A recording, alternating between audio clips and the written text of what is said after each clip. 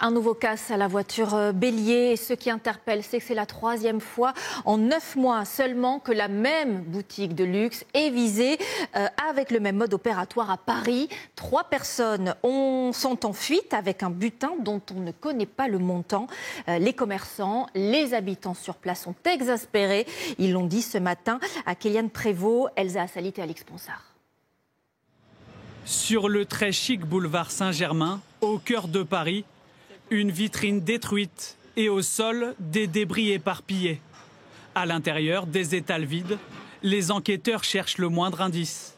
La nuit dernière, il est 5 h du matin lorsque 3 individus cagoulés s'infiltrent dans cette boutique Louis Vuitton et dérobent plusieurs articles de luxe. Une grosse cylindrée berline allemande a été utilisée comme voiture bélier pour pouvoir rentrer dans la grille de devanture du magasin. Et puis ensuite, 3 hommes cagoulés ont fait éruption et ont dérobé une grande partie du butin qui se trouvait sur les rayons. Dans leur fuite, les malfaiteurs sont repérés par des caméras de surveillance. Une première fois au niveau du pont Sully, puis une seconde fois sur l'autoroute A4, avant de définitivement disparaître. Pour l'enseigne, c'est le 3e cambriolage depuis septembre. Au mois de novembre dernier, dans cette même boutique et avec le même mode opératoire, des individus cagoulés avaient été filmés en plein vol par des habitants dans un calme déconcertant. Une situation qui exaspère les habitants. S'ils ont fait la 3e fois, c'est qu'ils voient de la facilité. Ils devraient fermer et rouvrir dans un autre endroit. C'est très surprenant de voir juste à côté du café la police ici.